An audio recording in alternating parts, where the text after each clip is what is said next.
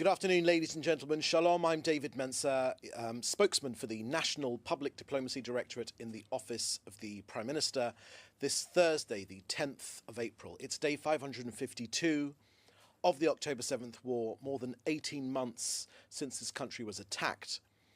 I'll give you a very quick update and then we'll get to your questions. To start with, today, Jews the world over and here in Israel are preparing for Passover, Pesach, the festival of freedom. We recall Moses' cry to Pharaoh. Moses said, "Let my people go."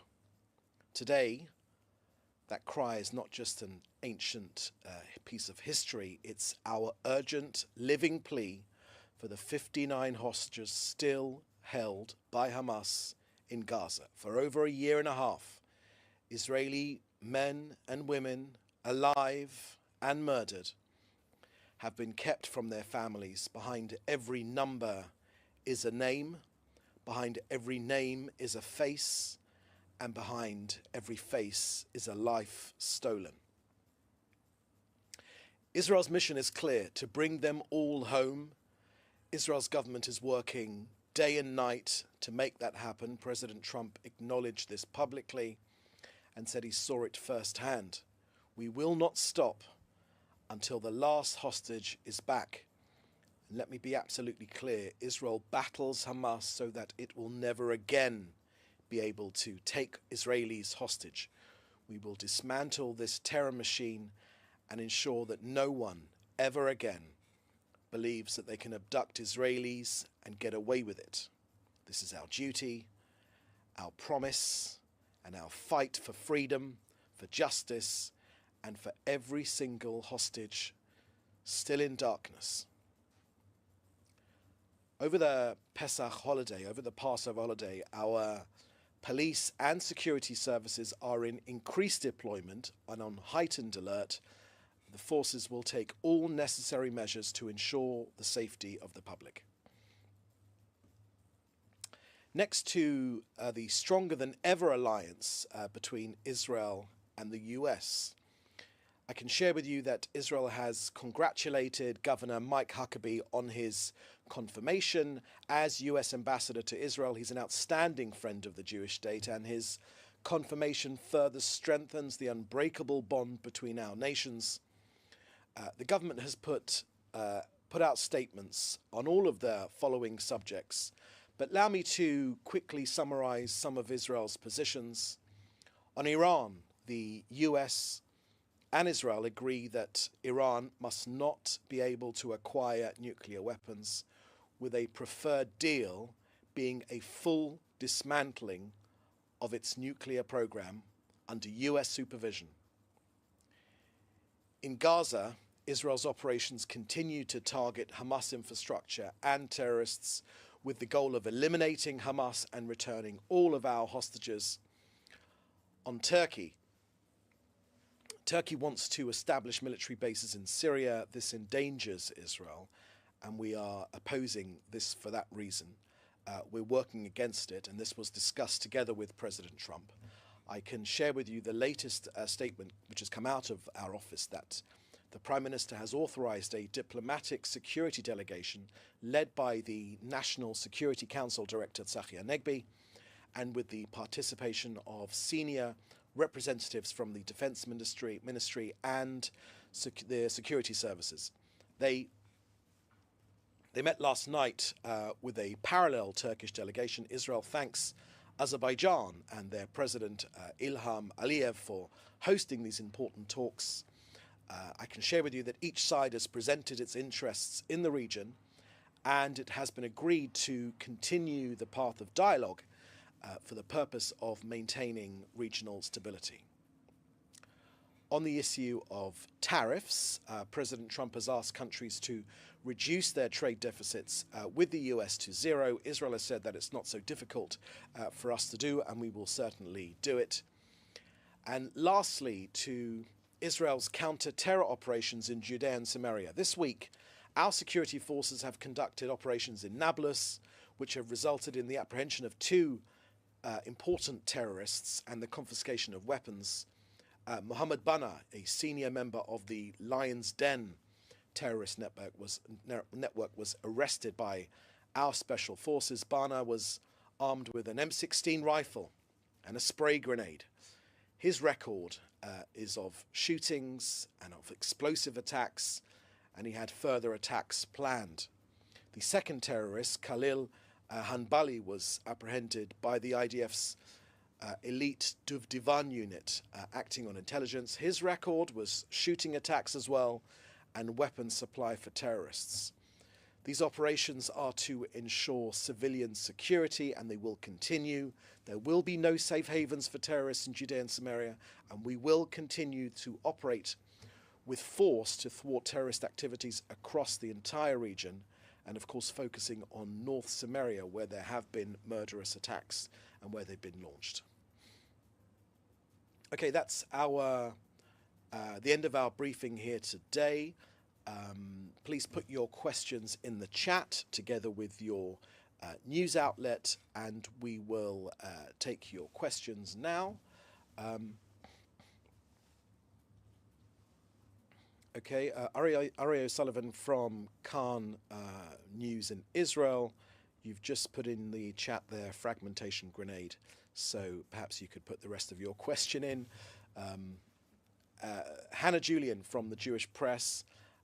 The Trump administration has announced a 90-day pause on the tariffs with a reduction to 10%. Does that apply to Israel also? Thank you. Thank you for that question, Hannah. I shared with you our current, what we have currently on when it comes to tariffs following, these were the statements which the Prime Minister made as he returned from his historic second visit in this second term to see President Trump in Washington, D.C. He gave some comments there. I don't have anything more to add. I can advise perhaps to go to the Finance Ministry where they'll be able to give some specifics on that. Yeah, thank you, Aria. You're correcting rather than Aria Sullivan from Khan. You're correcting me that I should have said fragmentation grenade rather than spray grenade. Thank you for that correction, Aria. Question from John Ray at ITV News. On the 23rd of March incident, the IDF soldiers identified their targets as Hamas before or after they were killed. Thank you for that question, John Ray from ITV News. John, as I've mentioned to you before, and as you saw, because we've discussed this, following my interview on Sky the other evening, Israel is currently undergoing an investigation. Israel, the independent arm of the IDF, is currently undergoing an investigation. It's a thorough investigation, a detailed investigation. It's been overseen by the senior people, indeed the Chief of Staff, regarding this particular incident. And so I will not say anything now which will prejudice. I might remind you that this method of investigation is precisely what the British Armed Forces would do. Indeed, the US Armed Forces, when there is an incident which needs to be investigated, the investigation arms of the British Armed Forces would investigate, and that's precisely what we were doing. So I think that this demands to constantly ask me details of the investigation are, I think they're not in keeping with the investigation. The results of the investigation will be coming out shortly. But I will tell you that it is a matter of public record that Hamas have on many documented occasions used ambulances as a cover. They've used it as terrorist transport. They've used it to ferry weapons. Indeed, they've used ambulances as escape vehicles. Okay, there is, abusing the very notion of the emergency services. It is an actual abuse of that notion.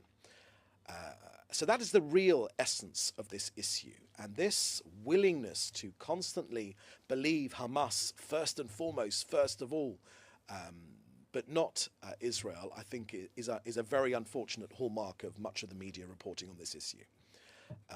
On the reports about the attack in Rafah, it was during a stakeout against terrorist activity.